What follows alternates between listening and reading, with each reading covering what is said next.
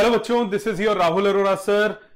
I hope आपकी preparation सही चल रही है। आपके पास अभी भी 2 महीने हैं फिजिक्स के एग्जाम की प्रिपरेशन करने के लिए। मैं अब आपको इस वीडियो में कुछ टिप्स एंड ट्रिक्स बताऊंगा कि how to go about these 2 months. किस तरह से आपको अगले ये 2 महीने अपने प्रोडक्टिव बनाने हैं, कंप्लीट प्रिपरेशन करनी है और किस तरह से प्रोसीड करना है। सो कोशिश कीजिए कि आप मैं जो टिप्स बता रहा हूं उनको फॉलो कीजिए। जो मैं बोल रहा हूं लिखने के लिए आप उनको लिख के कीजिए, जो पढ़ने के लिए बोलूंगा उनको ध्यान से पढ़िए। दिस ईयर कोविड का टाइम है, तो आई होप कि इस बार बोर्ड एग्जाम में चांसेस ये हैं कि थियोरेटिकल सेक्शन ज्यादा आएंगे रादर देन आपका न्यूमेरिकल कंटेंट, डिफिकल्ट पार्ट वो नहीं आएगा। सो फाइनल रिवीजन के वक्त पहले आपने भले ही पूरा पढ़ा हो, फाइनल रिवीजन के वक्त मेक श्योर आप सिर्फ वही चीजें रिवाइज करें जो आपके कोर्स की हैं।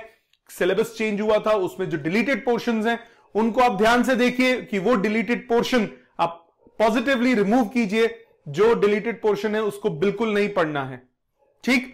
दूसरा, जिस भी जगह से आपने पहले पढ़ाई की है, जिस भी कॉपी से, जिस भी बुक से, जिस भी नोट्स में से आपने पहले पढ़ा है, सिर्फ वही से दोबारा पढ़िए। बिल्कुल ये गलती मत कीजिएगा। कई लोग कहते हैं मेरे ट्यूशन के नोट्स इतने अच्छे हैं, मेरे सर ने ये नोट्स भेजे हैं, मैं ये नोट्स कर लेता हूं। नई चीज बिल्कुल नहीं उठानी। This is only the time for revision.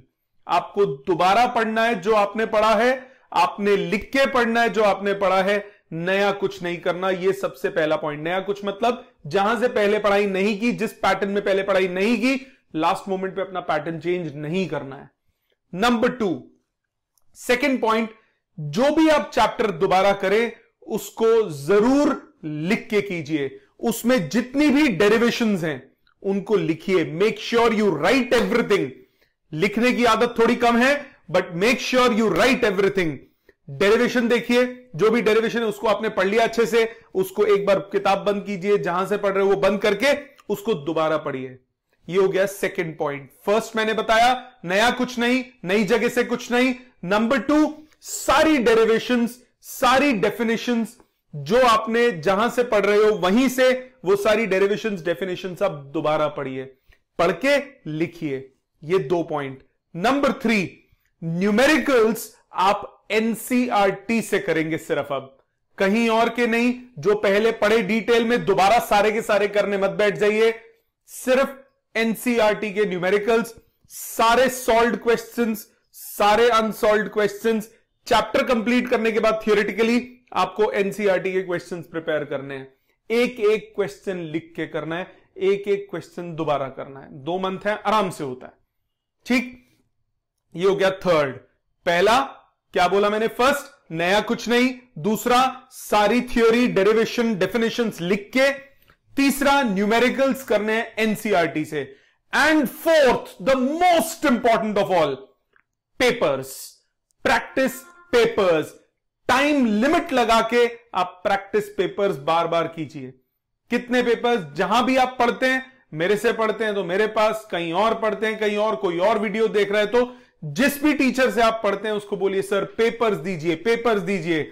Make sure आप वीक में 2 से 3 पेपर अटेम्प्ट करें। 2 as a practice, 1 as a test, minimum 1 as a test. जितने ज्यादा उतना अच्छा। सो अगर बोर्ड एग्जाम तक 2 महीने तक आपने 25 से 30 पेपर नहीं किए तो प्रिपरेशन वीक रह जाएगी। एज अ टेस्ट बोल रहा हूं। जितने टेस्ट आप करेंगे उतना आपको पता लगेगा कि कौन से चैप्टर में आपको दोबारा पढ़ने की जरूरत है, न्यूमेरिकल्स किसके आपके वीक चल रहे हैं, डेरिवेशंस किसकी वीक चल रही हैं, वो आप रिपीट कीजिए। ठीक जी, ये बात क्लियर। और पेपर्स करने के बाद टीचर को सबमिट कीजिए। मेक श्योर वो चेक करें और चेक करके आपका रिजल्ट बताएं, so that you always know where you stand. और टाइम लिमिट उससे आपकी सेटल होगी। फिजिक्स के पेपर के बाद सबसे बड़ा बच्चों का यही रोना होता है कि सर टाइम में नहीं खत्म हुआ, पेपर हमारा बच गया, छूट गया एग्जाम।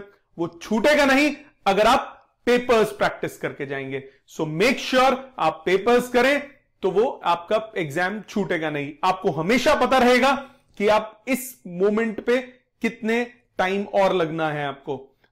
प्रेफरेबली 10:30 to 1:30 एग्जाम दीजिए। जितने भी टेस्ट आप दे रहे हैं कोशिश कीजिए 10:30 to 1:30 टाइम लिमिट लगा के प्रॉपर आंसर्स, मतलब वो शॉर्टकट वाले आंसर्स नहीं, प्रॉपर आंसर्स जिस तरह से आप बोर्ड में लिखने वाले हो।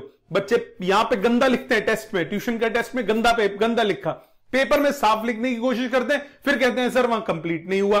कंप्लीट कैसे होगा? आदत नहीं बनाई। तो जो प्रैक्टिस फॉर्म में आप टेस्ट लिख रहे हो वो भी आपको कैसे लिखने हैं, वो भी आपको प्रॉपर उसी वे में एक तरफ बैठ के पेंसिल स्केल, जहां बोर्ड में पेंसिल यूज करोगे आपको नॉर्मल टेस्ट में भी वही पेंसिल यूज करनी है। जिस क्लैरिटी से आप वहां लिखोगे वैसे यहां लिखे, जैसे अंडरलाइनिंग वहां करोगे वैसे ही अंडरलाइनिंग इन टेस्ट में भी करनी है।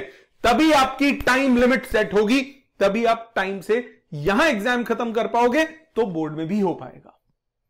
ठीक है? सो बी प्रिपेयर्ड, अच्छे से प्रिपेयर करके बार बार 2 बार 3 बार 4 बार लिख के फिर आप करिए एग्जाम। ठीक जी? All the best.